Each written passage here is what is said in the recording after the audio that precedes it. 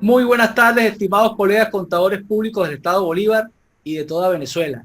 En nombre de la Junta Directiva del Colegio de Contadores Públicos del Estado Bolívar, le damos la bienvenida a esta conferencia en el marco del 47 aniversario de la Ley de Ejercicio de la Contaduría Pública en Venezuela.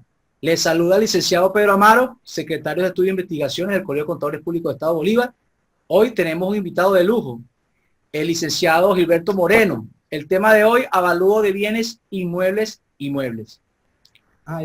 Continuando con la presentación del licenciado, vamos a leer su breve síntesis curricular. El licenciado Gilberto Moreno es licenciado en Contaduría Pública de la Universidad Nacional Experimental de Guayana.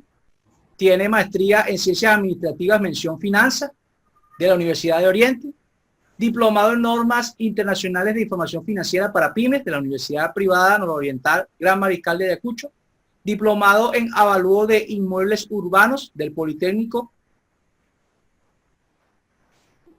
entre otros estudios del licenciado.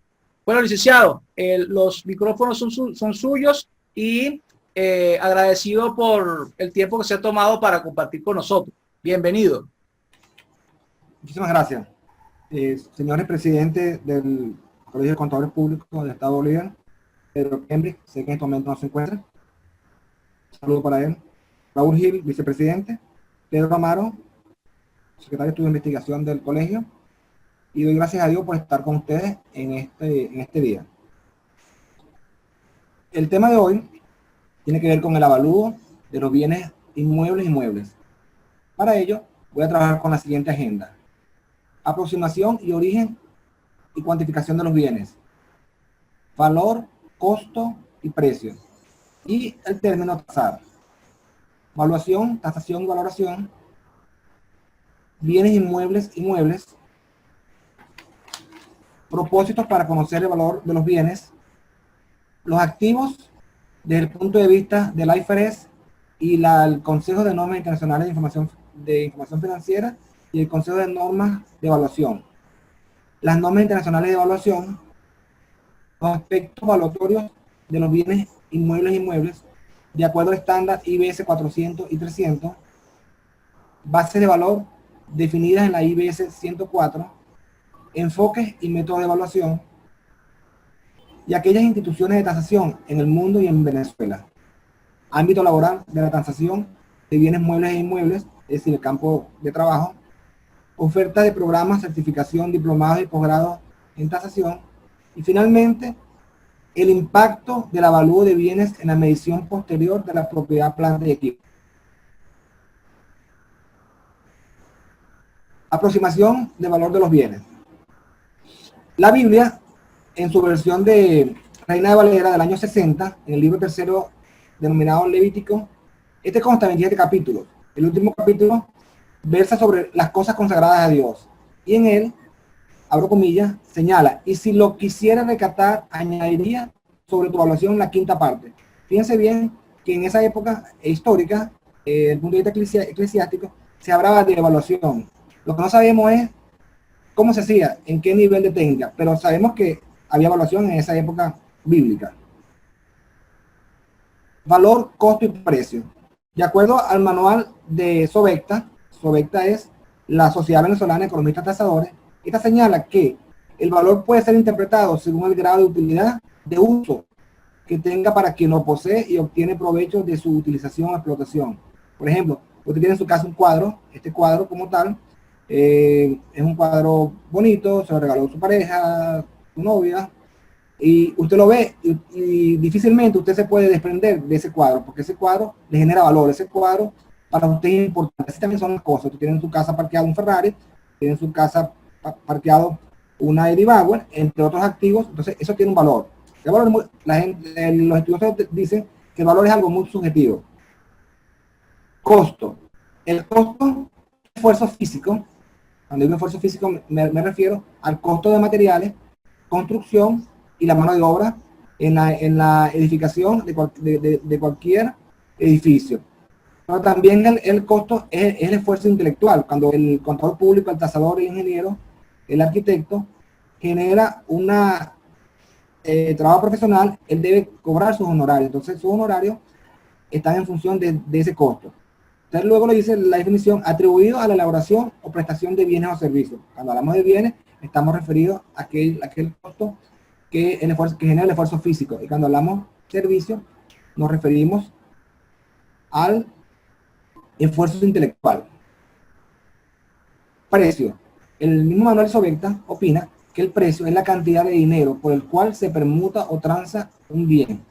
Luego él dice que el precio constituye el costo más la ganancia. Entonces imagínese usted que usted acude a Artivisión y ve allí en la vitrina un equipo de sonido, un equipo 5.1 Logitech.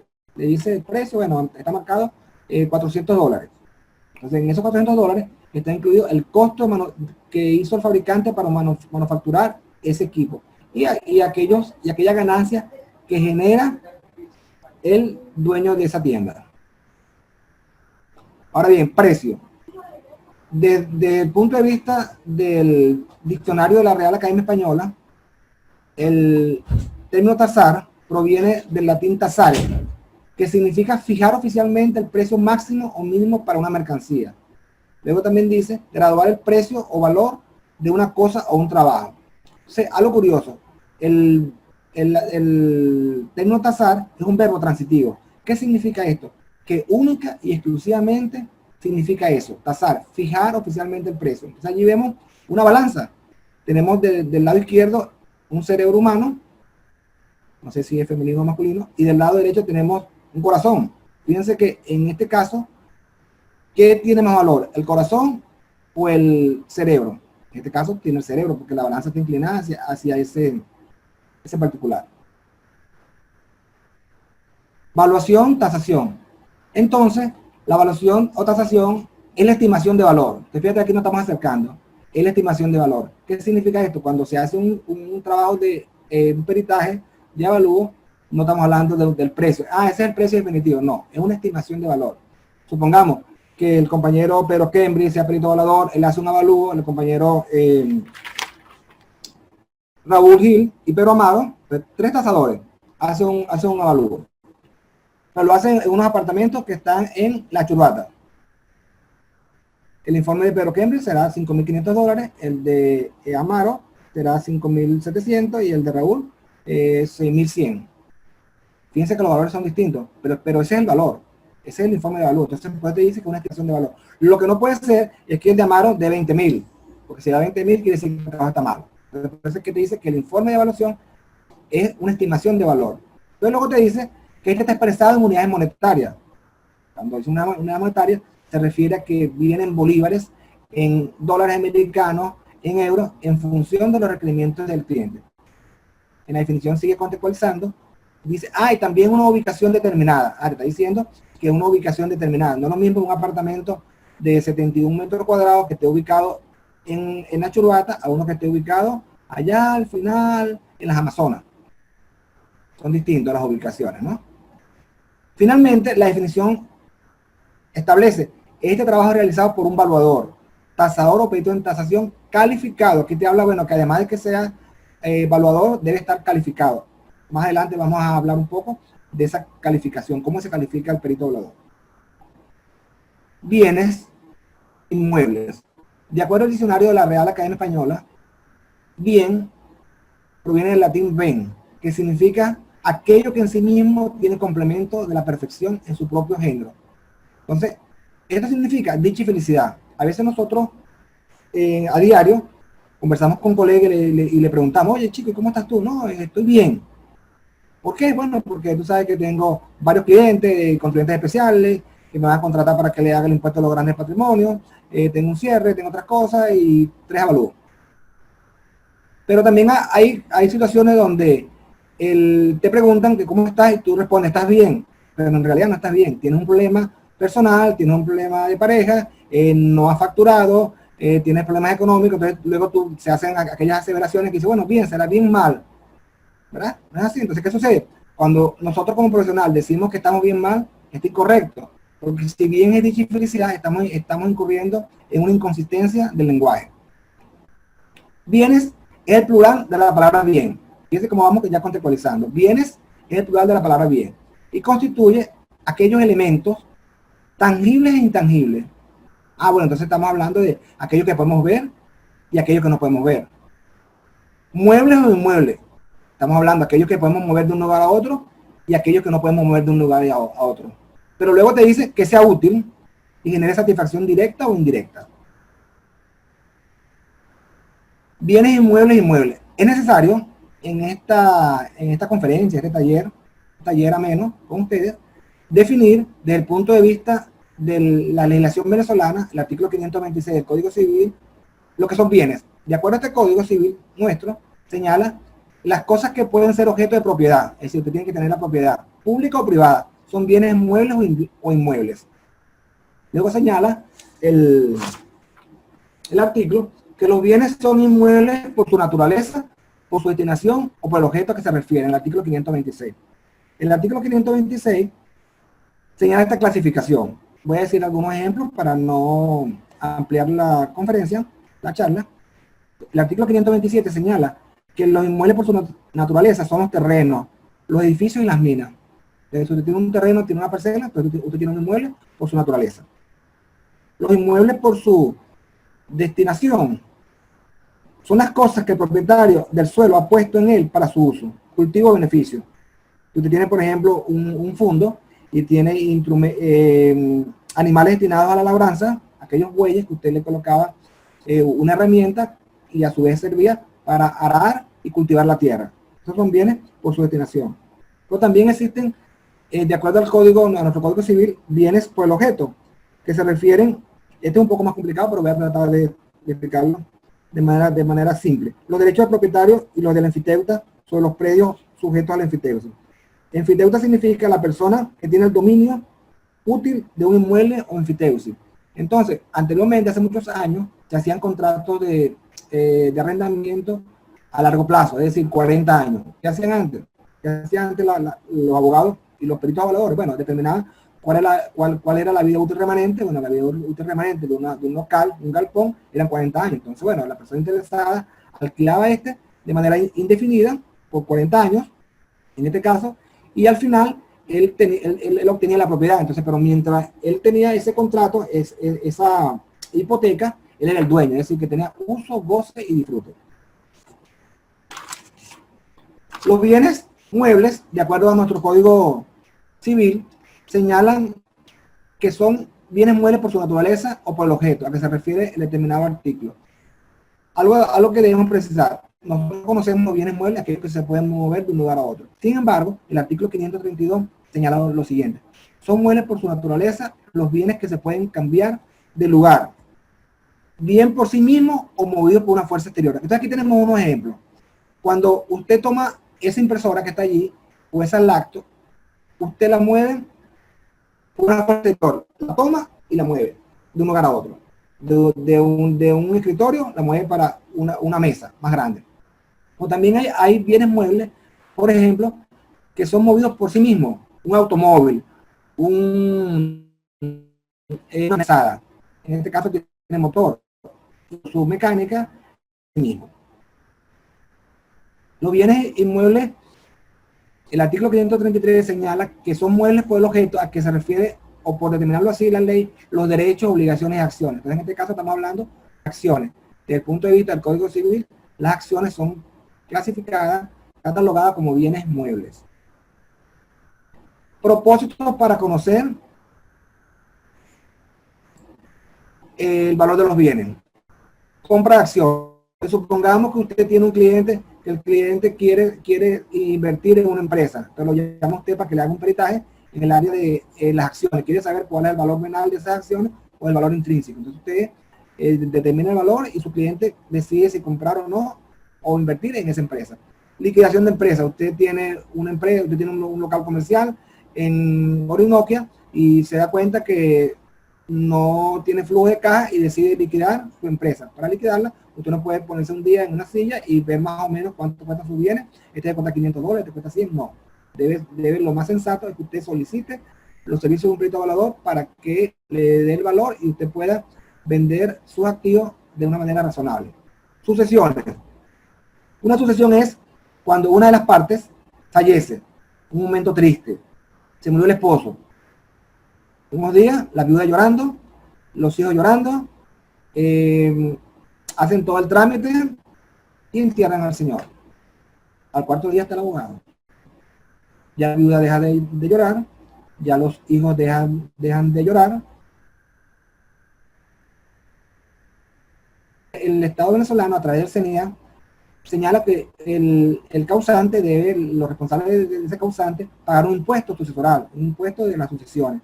Entonces, sobre ese impuesto, él le dice, bueno, ok, hace un inventario de bienes, de acuerdo a su título de propiedad, y luego él solicita el servicio de un perito evaluador para que le cuantifique los bienes.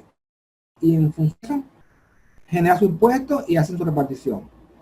Otro propósito es asegurativos. Anteriormente, las empresas básicas tenían flotillas de vehículos. Ellos, cuando se vendía el seguro, contrataban los servicios de un perito evaluador para que le determine de esos activos y así poder, con la empresa aseguradora, fijar la suma asegurada. Impuestos a los grandes patrimonios. Estamos en esta profesión, 47 aniversario. O también el mes de los grandes patrimonios. ¿Por qué? Porque al 30 de este mes, los contribuyentes especiales deben preparar un listado de sus bienes y en función a ese listado generar de manera online el impuesto a pagar, si en el caso tal que le toque. Entonces, en ese sentido, más adelante vamos a tocar ese punto y hay un dilema de que si hacemos avalúo, si no hacemos avalúo. La ley te dice lo siguiente, la legislación te dice, toma el valor mayor entre el catastro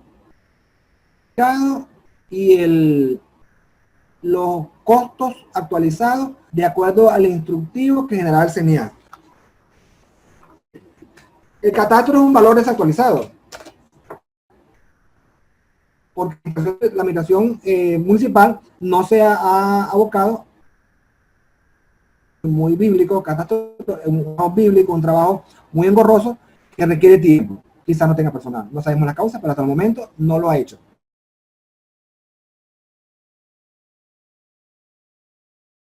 A la fecha de hoy no lo ha sacado. Entonces no queda valor de mercado. ¿Cuál es el inmueble cuestan eso? Sí, puede tomar ese valor de mercado perfectamente. Pero ¿qué es si el CENIA lo visita y subvaluó o su asesor subvaluó esos bienes? Le aplica el artículo 29. El artículo señala el embargo inmediato de los bienes. Debe tomar la decisión de asegurar su inversión, tener sus activos. Préstamos bancarios. Anteriormente sabemos que el mercado está deprimido de préstamos, sin embargo pudiera reactivarse en el mes de noviembre y diciembre. Usted, por ejemplo, tiene un cliente que requiere tomar un préstamo bancario, el banco le va a exigir un avalúo sobre los bienes, si son bienes inmuebles o si son bienes muebles. Los bienes muebles son maquinaria de equipo, maquinaria pesada. Situación financiera según la NIF, modelo de revaluación. Alguien decía, pero esos avalúos no son... No dice que sean obligatorios, pero nosotros tenemos un conjunto de normas, tenemos un estándar de normas. Los financieros deben tener imagen fiel. ¿Y qué es la imagen fiel? La imagen fiel es que esa cifra se presente de manera razonable. ¿Y qué es la razonabilidad? Por ejemplo, para entrar en contexto. Un apartamento frente a la embajada americana.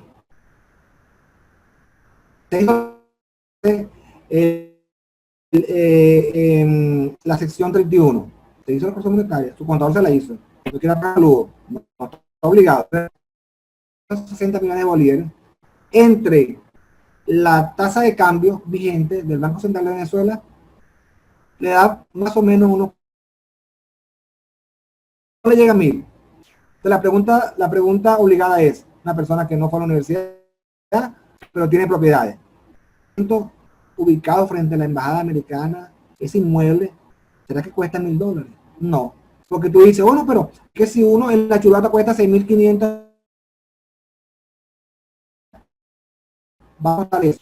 Entonces nos damos cuenta automáticamente, sin tener mucho estudio, ni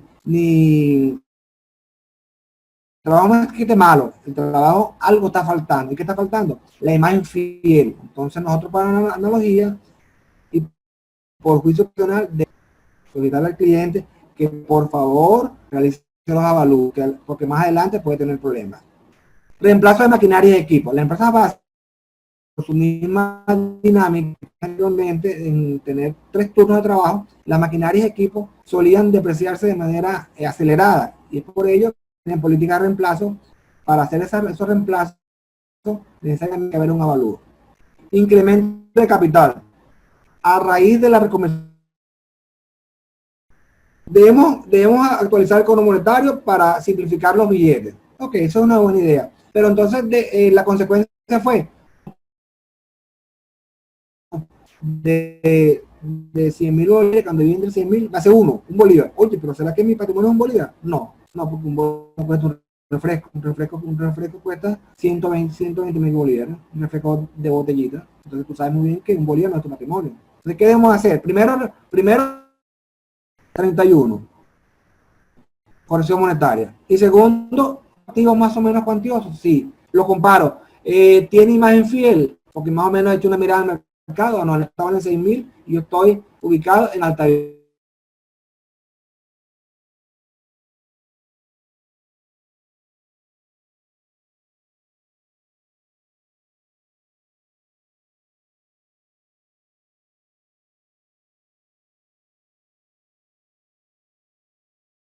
Y por favor, grabando.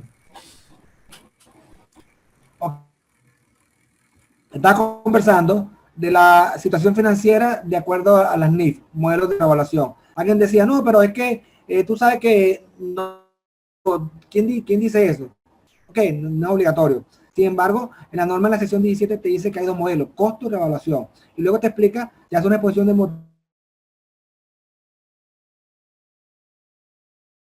un ejemplo donde usted tiene un inmueble, uno enfrente de la embajada, el cliente le hizo, esto ocurrió, esto es real, el cliente le hizo la corrección monetaria y le dio 60 millones de bolívares al año pasado. Entonces, pregunto, ¿será que eso es el valor razonable? ¿Será que la imagen fiel? No, no lo es. Y el edificio está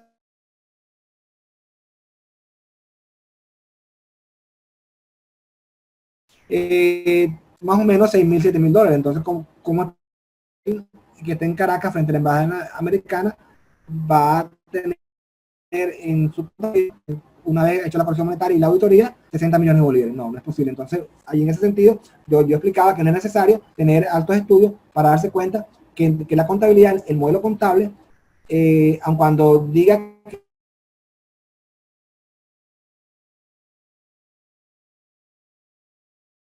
que ese valor, aun cuando se hizo la corrección monetaria, no refleja.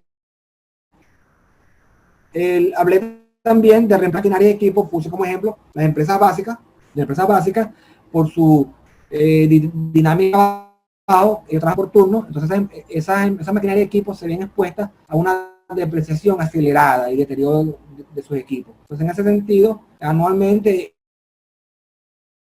la vida útil remanente de sus equipos y así poder hacer las políticas de reemplazo. Incremento de capital. Explicaba 18, el Estado venezolano, a través de un decreto constitucional, señaló que había que hacer un ajuste al cono monetario. Este ajuste era dividir entre 100.000 para que más o menos la masa monetaria pudiera simplificar las transacciones financieras. Sin embargo, usted debió, de acuerdo al procedimiento, dividir todas sus cifras financieras, sus cifras entre 100.000. Usted tiene un capital de, por ejemplo, una compañía de 100.000 bolívares, cuando dividió entre 100.000, le dio un bolívar. Entonces el comerciante se asombró, porque un refresco ahorita vale 120.000 bolívares. Entonces algo está ocurriendo mal allí, algo está pasando, ¿no? ¿Qué se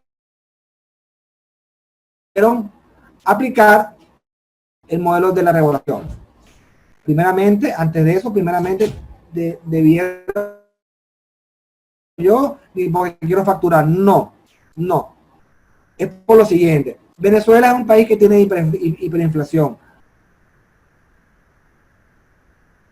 En la sección 31 te dice, cuando hay un país con hiperinflación y todo aquello, usted debe hacer el ajuste. Y luego te dice, entonces, visto eso, usted debe preparar su estado financiero de acuerdo a la corrección monetaria e incorporarlo en la contabilidad. Eso de que usted va al registrador, bueno, aquí están las... Eso era antes. Tiene que hacerlo de acuerdo a la corrección monetaria.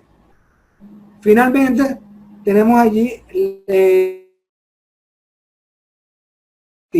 lo más sensato es que genere un informe de avalúo para determinar el valor justo y poder hacer desincorporar activos. Las empresas públicas, ellas tienen una superintendencia que las regula. Esta superintendencia se llama superintendencia. Supongamos que Mercal tiene un edificio que está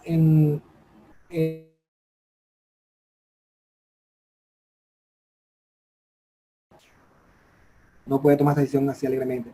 Debe solicitar los servicios de un perito, hacerle un informe y en función de ese informe ellos pueden enajenar. Fíjense que acá me estoy adelantando un poquito al campo de trabajo de los peritos evaluadores. Medición y efectividad del programa de mantenimiento va de la mano con la parte de reemplazo de maquinaria y equipo.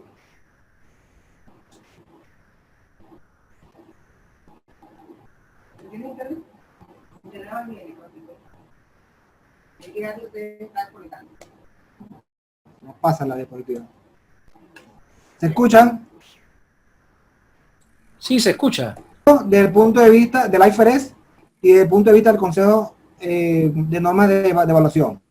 Fíjense bien, de acuerdo al módulo 17, año 2015, página 15, el estándar señala tipos de activos. ¿Cuáles son? Terrenos y edificios, maquinaria, barcos, aeronaves, vehículos de motor, muebles en serie y equipos de oficina. Entonces fíjense bien que ese listado es genérico, pudieran haber otros activos allí. Sin embargo, el estándar de evaluación lo ve de manera diferente. Ellos lo ven de esta forma. Por ejemplo, el IBS 200, ellos señalan, ellos clasifican como activos empresas y participaciones en empresas. ¿Por qué? Que el perito evaluador, el encargo sea, no, yo quiero que tú me valores toda la empresa. No es lo mismo que tú valores ese camión que está allí, propiedad de la empresa, a que tú valores toda la empresa. ¿Por qué? Porque la empresa no es una unidad económica y es un negocio en marcha. Y hay diferentes metodologías para valorarla. También tenemos intangible. Alguien decía, bueno, ¿y por qué un activo intangible se valora? Imagínate tú este caso. Este es un caso que es interesante. Suponga que usted tiene una empresa mediana, un cliente, contribuyente especial, y ese cliente tenga SAP. No tenga Gala, ni tenga SAI, ni tenga nada. No tenga SAP. Con nómina y otros más vale $1,000. ¿Cuánto debe costar un SAP? El impuesto a los grandes patrimonios te habla de que usted debe hacer el valor de mercado. El fiscal del CNA, si usted lo visita y su empresa tiene activo intangible, SAP, él le puede preguntar a usted cómo usted hizo para determinar el valor de ese activo intangible, es decir, de ese programa informático interconectado. Si usted no tiene soporte en su papel de trabajo, él puede evidenciar que usted subvaluó esa declaración, es decir, que usted defraudó al fisco. Entonces fíjese lo importante, no ha pasado todavía, pero eso no quiere decir que no pase.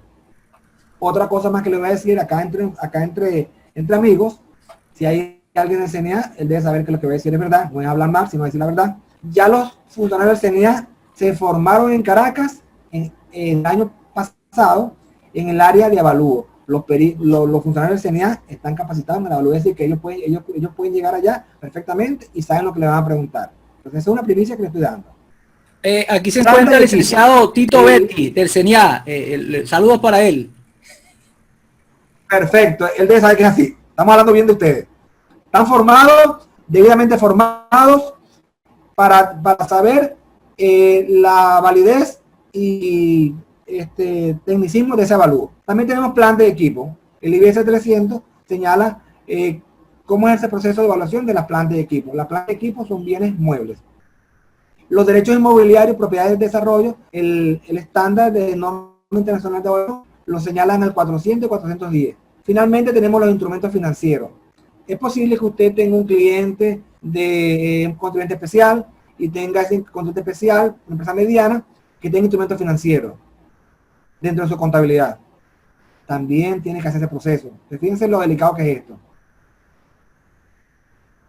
Norma internacional de evaluación. Esta norma, nosotros conocemos el estándar de NIF para PYME y el estándar de grandes entidades. Pero también hay otro estándar, que es el estándar de norma internacional de evaluación, que regula toda la parte evaluatoria a nivel mundial. Ahí tenemos en la foto la de 2017, la que está vigente ahorita es la de 2020. Esa se elaboró en el año 2019 y entró en vigencia a partir de enero de 2020. ¿Cuál es la estructura? Bueno, la estructura es similar a la nuestra de para PYME. Tiene una introducción, un glosario, marco conceptual y un grupo de normas, unas generales que va del grupo 100 a la 105 y una sobreactiva que va del grupo 200 a la 500. Un poquito para contextualizar. El Consejo Internacional de Normas de Evaluación, por sus siglas en inglés, IBSC, es una organización independiente, no lucrativa, comprometida a la mejora de la calidad de la profesión de evaluación, y su objetivo principal es generar confianza. Fíjense que la norma de nosotros también genera confianza y credibilidad pública en la evaluación, produciendo normas y asegurando su adopción e implementación universal para la evaluación de activos alrededor del mundo. Alguien decía, oye, pero no es necesario que se hagan evalúos para la contabilidad. El estándar de NIF dice que sí. Vamos a ver qué dice el estándar de norma internacional de evaluación. Abro comillas. La evaluación ampliamente utilizada en mercados financieros, aquellas que no cotizan en bolsa, es decir, que estas son pymes. Sea para la inclusión en estados financieros, que cuando el auditor que le audita, esta empresa mediana o grande, le dice, oye, pero esos estados financieros no presentan la imagen fiel, valor razonable, solicitan los servicios de un perito evaluador para incorporar esos valores revaluados para incorporarlos en los estados financieros. Luego te dice, o para respaldar préstamos garantizados y actividades de transacción. Es decir, que acá en Venezuela, cuando usted solicitaba un préstamo, no le solicitaba un perito, sí. Entonces quiere decir que sí, los avalúos son necesarios en la actividad tanto bancaria como en la actividad de las normas y de los estados financieros.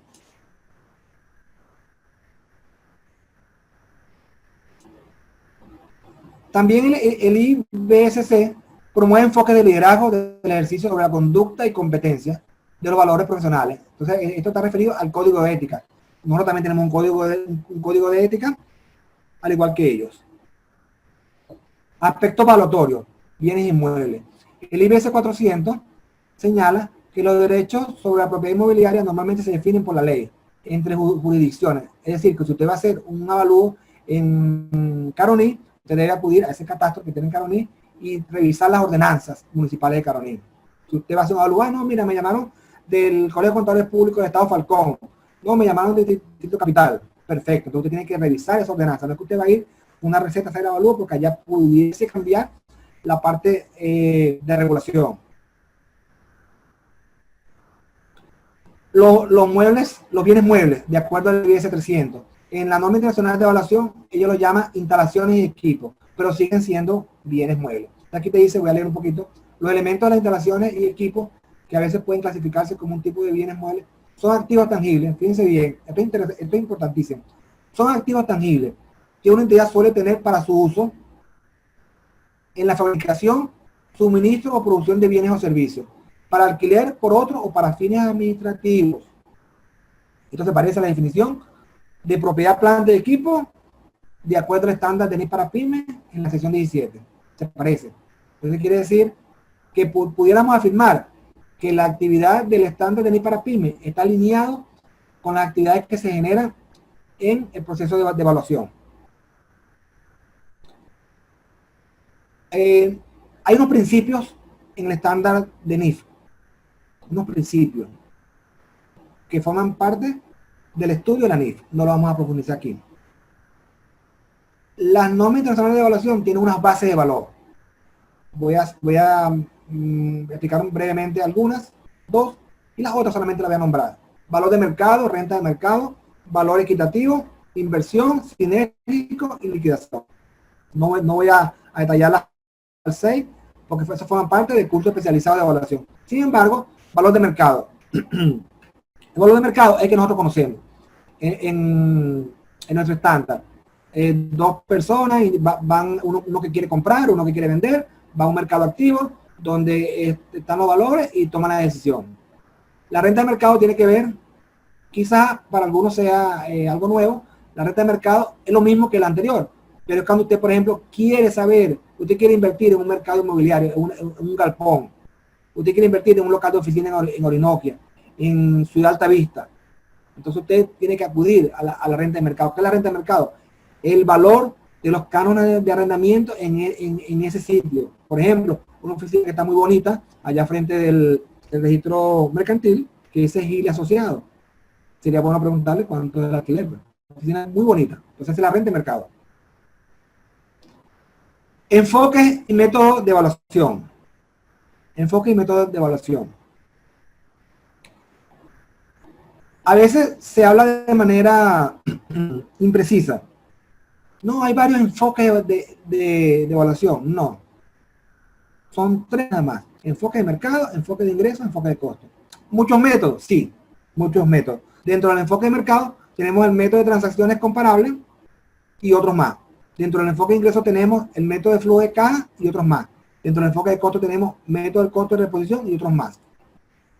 Y usted dirá, bueno, ¿y para qué me sirve eso? ¿Qué es eso del enfoque?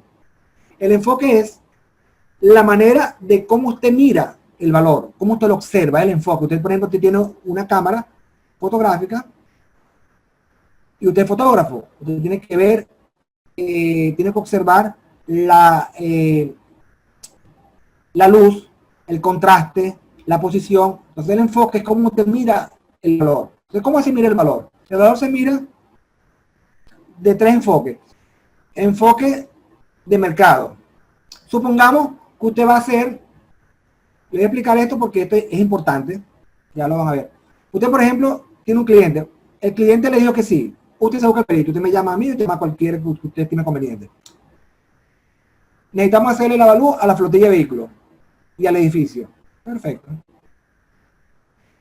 ¿Qué método, qué enfoque vamos a utilizar? El enfoque de mercado. ¿Por qué? ¿Porque yo lo escogí? No. Porque el avalúo que voy a hacer es para un fin. El fin es única y exclusivamente para determinar y soportar los papeles de trabajo del impuesto de renta de patrimonio. Y la ley señala que yo debo tomar el mayor valor entre el catastro, el mercado y aquellos costos actualizados que el CENIA emite en su manual.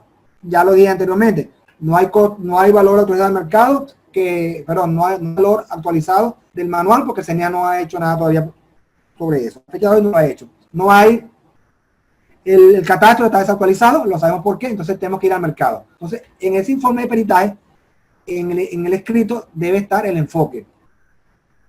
Y la base de valor debe ser el mercado. Entonces ese informe debe tener 2 elementos. Primero, la base de valor de mercado.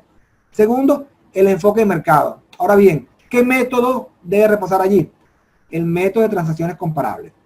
Fíjense bien, si usted va a hacer un servicio de impuesto de renta de patrimonio, ese peritaje va a ser como parte que usted subcontrata al perito evaluador, ese informe debe tener base de valor de mercado, enfoque de mercado y método de transacciones comparables. Ya le voy a explicar por qué debe tener esos 3 elementos. Enfoque de ingresos. Aquí la cosa cambia. Nos olvidamos un poquito del canon de patrimonio y usted tiene un compromiso de avalúo para determinar el valor del canon de arrendamiento. Raúl Gil va a cambiar de oficina. No le gusta ya Orinoquia. Sigue para Caracas. Y quiere estar en Caracas. Quiere estar en el CCDT. Tiene clientes importantes y quiere estar allá con los grandes. Entonces, él para mudarse para el CCDT en Caracas, él tiene que hacer una investigación. Y de eso con fines de determinación del canon de arrendamiento. Entonces, el enfoque de ingreso. ¿Qué debe tener como esencia ese enfoque? Debe tener el método de flujo de caja descontado, donde se haga una investigación de cuáles son los flujos, cuáles son los ingresos, de que se va a pagar por arrendamiento en el futuro en esas oficinas. Entonces, por eso que aquí coloco un valor futuro. Entonces, el enfoque de mercado está casado con el presente. el enfoque ya está casado por el futuro. ¿Por qué? Porque me interesa saber cuál es el beneficio de esa propiedad inmobiliaria, de esa maquinaria que me va a generar en el futuro. Finalmente tenemos el enfoque del costo, que está asociado con el pasado. ¿Por qué con el pasado? Porque usted tiene una maquinaria, yo la quiero vender, no estoy apurado, no tengo apuro. Pero su maquinaria usted la compró hace 2 años. Debe trabajar con el método del costo de reposición. Esa metodología le señala que usted debe tener el cuánto vale hoy nueva y luego depreciarla. Entonces el enfoque de costo está asociado con el pasado. Ustedes se preguntarán, bueno, ¿y cómo está la evaluación a nivel mundial? Y va a hacer un pequeño esbozo en el día de hoy. Tenemos a nivel mundial lo siguiente: un Consejo de Normas Internacionales de Evaluación. Se tiene una Unión Panamericana de Asociaciones de Evaluación, Federación de Colegios de Evaluadores, eso queda en México. Tenemos el IBAPE Nacional, que es el Instituto Brasileño de Evaluaciones y Pericia en Ingeniería. En República Dominicana tenemos el ITADO, Instituto de Tasadores de República Dominicana. En Venezuela, dirán, bueno, ¿y qué tenemos en Venezuela? Tenemos lo siguiente. Tenemos la sociedad de tasación más antigua y de más prestigio, que es la Sociedad de Ingeniería de Tasación de Venezuela. Más antigua, de más prestigio y de mayor élite. ¿Por qué élite? Porque en sus estatutos únicamente están aquí ingenieros. Tenemos otras más, no nos pongamos bravos. Tenemos otras más. ¿Cuáles son? Tenemos acá ASAPROVE. ASAPROVE es la Asociación Civil de Evaluadores de Venezuela. Tenemos la ESBIA, que es la Sociedad Venezolana de Ingenieros Agrónomos y otros. Y tenemos la Sociedad Venezolana de Economistas Tasadores. Estas que le nombré, SOITABE, ESBIA, ASAPROVE y SOVECTA, son únicas en Venezuela autorizadas para formar tasadores y certificarlos. ¿Qué significa esto? Que si usted hace el curso, realiza el curso y la prueba, porque estos cursos son aprobatorios, con SOITABE, si usted además de contador es ingeniero, lo hace con SOVECTA o lo hace con ASAPROVE o con la Sociedad Venezolana de Ingenieros Agrónomos, los 4 valen perfectamente, porque usted cuando lleve su credencial a la SUDEBAN lo va a registrar en el registro auxiliar de peritos evaluadores. Y usted dirá, bueno, ¿por qué tengo que ir a SUDEBAN? Tiene que ir a SUDEBAN porque cuando usted tenga un requerimiento de un avalúo para un banco que sirva como garantía colateral de ese préstamo, le va a pedir que además de que usted esté en SOVECTA, en ASAPROVE o SOITABE, usted debe tener el numerito de SUDEBAN. Es decir, usted va a tener 3 números: CPC, el número de cualquiera de estas sociedades y el número de SUDEBAN. Si usted va a hacer un requerimiento para un banco. La pregunta del millón ustedes: ¿será que debo hacer la inversión para formarme como perito evaluador? Yo le digo, la respuesta es sí. Primero, porque mientras más usted sabe, más vale. Dirá, bueno, mentira, uno sabe si no tiene plata. Uno vale tiene plata, sí. Pero a veces el dinero es secundario. Porque si usted tiene conocimiento, puede generar el dinero. Ya le explico por qué. SUDEBAN está clarito. Usted para poder hacer usted para poder firmar un avalúo para que sirva como garantía colateral de un préstamo bancario, usted está en SUDEBAN. Pero ¿qué sucede si usted tiene un cliente que va a desincorporar una flotilla de vehículos en la alcaldía bolivariana del municipio autónomo Caroní? Perfecto. Usted además está en SUDEBAN, además de haber cursado y aprobado el curso de perito evaluador, usted está inscrito en SUDEVIP. Solvente. Porque si no está solvente, no puede firmarlo. Supongamos que usted lo llame Sidor. Bueno, necesitamos valorar todas las instalaciones industriales y le vamos a pagar $50,000 americanos. Entonces Sidor, para fines de asegurar su planta, entonces Sidor le va a decir, bueno, además de su credencial, usted debe tener la credencial de SUDAC es la Superintendencia de Actividad Aseguradora, que lo faculta para que usted pueda firmar sus avalúos. Otra, esta F que está aquí, con una estrellita. Sabemos la estrellita lo que significa. Ok, esta F significa FOGADE. FOGADE es el Fondo de Garantía de Depósitos. Así se llama actualmente. Ahora se llama Fondo de Protección Social del Depósito Bancario. Usted dirá, bueno, ¿y para qué me sirve eso? Supongamos que a raíz de la pandemia el Banco de Venezuela quiebra, un ejemplo, ¿no? Este es un ejemplo hipotético, no va a ser así. Porque si es así, yo no la puedo cobrar porque mi cuenta de Banco de Venezuela. Entonces, el banco quiebra. Cuando el banco quiebra, hay un encaje legal, que es lo que permite nuestra protección de los ahorros. Esto lo sabemos. Pero eso no alcanza.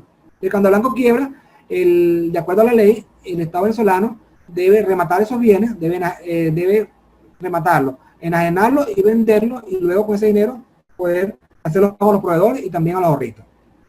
Pero para enajenarlo, rematarlo y venderlo, subastarlo, él debe determinar el valor.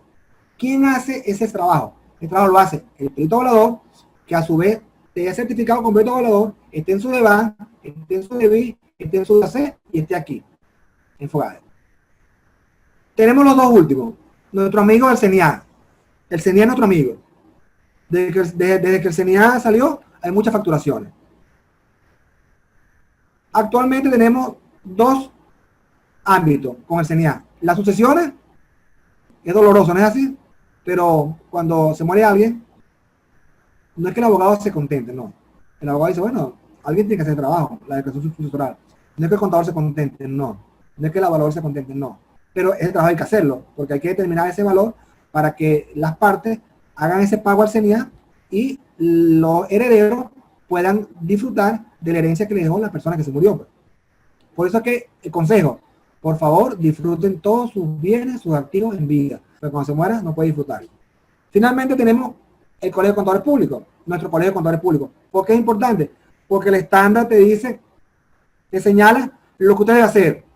La sección 17 es maravillosa. Ahí te dice todo clarito. Alguien dirá, pero los avalúos no son obligatorios. La gente siempre va a decir eso, que no son obligatorios. No, no lo dice así. Pero cuando te dicen, pero hay una imagen fiel, revisamos el estado financiero. Pero no hay imagen fiel, entonces tenemos que ordenar los avalúos. Oferta, alguien me preguntaba temprano. Bueno, ¿y qué debo hacer para formarme? Ya lo dije y lo voy a retomar. Para formarse usted debe acudir. Soitabe, Asaprove, Sovecta y ESBIA. Hay otros más en Venezuela, pero estas son las más representativas. Pero usted quiere seguir estudiando. Bueno, usted puede hacer un posgrado en la UNESPO, en el área, una especialización en el área de avalúo de bienes muebles e inmuebles. Usted tiene más dinero. Usted la puede hacer en la Politécnica de Valencia, una maestría en el área de tasación internacional. Pero usted está facturando, usted quiere seguir avanzando. Bueno, usted puede hacer una certificación de perito evaluador a nivel internacional en el RNA. El RNA es el Registro Nacional de Evaluadores, esto queda en Colombia. Lo puede hacer online, paga los derechos, prueba su examen y está listo. ¿Cómo impacta el avalúo de bienes en la medición posterior de reconocimiento inicial? Para ello, voy a tener la mano aquí, para que no diga que le estoy diciendo mentiras, y quiero que haga avalúo. No quiero que usted haga avalúo. Yo quiero que nosotros le digamos a nuestros clientes lo que está pasando y cuáles son las consecuencias. Para que no nos digan que somos piratas, ni le decimos al cliente, usted debe hacer esto. Si no hace esto, no son las consecuencias. Ya vamos a contextualizar. Tenemos allí la definición de propiedad, planta y equipo. Yo la voy a leer para que vean que se parece a aquella que leí del Consejo de Normas Internacionales de Evaluación.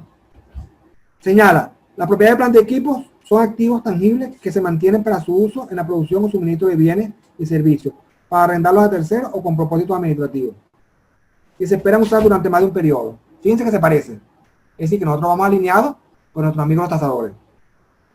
Alguien decía, es más peligroso un tasador contador que un tasador ingeniero. Después le digo eso, porque es más peligroso. Luego te dice contabilización de terrenos y edificios. Esto es importante. El párrafo 17.8.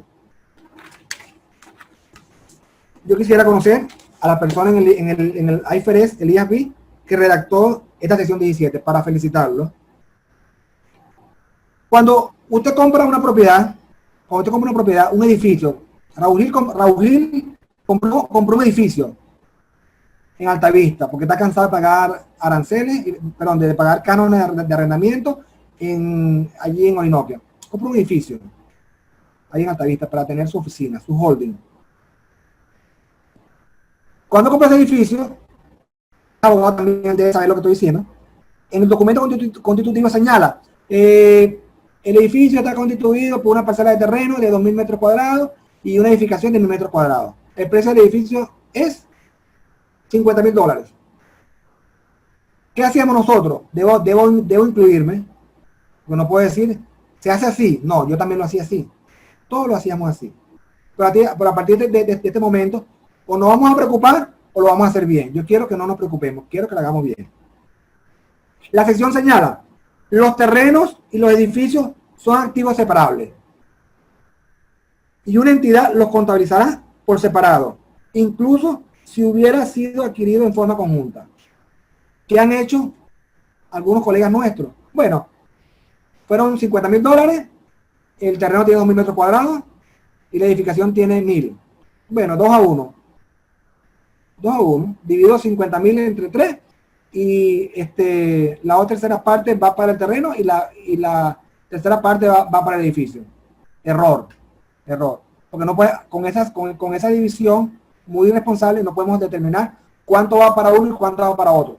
Raúl es muy habilidoso y dice, bueno, vamos a llamar a Gilberto, vamos a llamar a Luis o a otro experto evaluador con suficiente experticia, donde me haga un informe, un peritaje y me determine cuál es el valor del terreno, cuál es el valor del inmueble. Pero no es que yo te lo voy a hacer así, es porque históricamente cuando se hace un avalúo a una propiedad hay dos elementos, el terreno más la edificación. Entonces ahí separamos el terreno y la edificación. ¿Qué va a hacer Raúl? Bueno, Raúl va a reconocer, va a contabilizar, va a haber ese reconocimiento en su contabilidad. Va a llevar una parte a los terrenos y una parte a los edificios.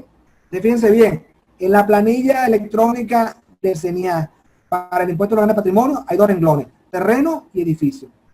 ¿Qué usted va a hacer cuando haga su declaración? Si usted tiene en sus papeles de trabajo, en el documento constitutivo, la parcela de terreno como la señalé hace un momento.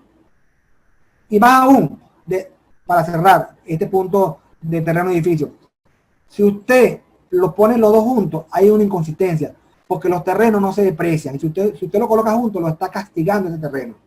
Y fíjense, el párrafo tiene dos líneas, pero esas dos líneas, desde el punto de vista filosófico, desde el punto de vista contable, engloba muchísimas cosas que sabía en este momento. Si lo sabían, me alegro. Si no lo sabían, me contento. Medición posterior al reconocimiento inicial. Él habla de dos modelos, modelo del costo y modelo de relación. Ya esto lo vimos perfectamente. Luego habla de la información a revelar. La información a revelar son las notas que van a los estados financieros. Entonces el párrafo 17.33 señala lo siguiente. Cuando los elementos de propiedad de planta y equipo se contabilicen por su importe revaluado, el importe revaluado es el avalúo en el momento en el que se informa. Debe reflejar lo siguiente. Fecha efectiva de la revaluación. ¿Cuándo el impuesto de los grandes patrimonios? El 30 de septiembre. Pero el perito me hizo el avalúo en diciembre. Perfecto. Pero el avalúo que necesita es el del 30 de septiembre. ¿Aquí lo puedo indexar? No lo puedo indexar. ¿Por qué? Porque el avalúo es una fecha determinada. Ojo con eso. Luego habla del punto C. Los métodos y suposiciones significativas aplicadas al estimar los valores razonables de la partida. ¿Qué significa esto? Base de valor mercado, enfoque mercado, método de comparación directa. Cuando yo le dije eso y se lo definí, me estaba refiriendo al literal C del párrafo 17.33, que señala los métodos y suposiciones significativas aplicadas al estimar el valor razonable de la partida. Entonces, usted cuando estimó ese valor razonable para fines del impuesto de los grandes patrimonios, pensó en este literal C. Fíjate cómo la norma internacional de evaluación se engrana con el estándar de NIF para pymes. Bueno, y finalmente habla del superávit por revaluación. Si hay preguntas, le doy mis coordenadas. Ahí tienen número telefónico, allí tienen WhatsApp, tienen teléfono de oficina, Instagram, Facebook, correo y blog. Preguntas puntuales sin compromiso y sin horario. Consultas no puntuales, hablamos.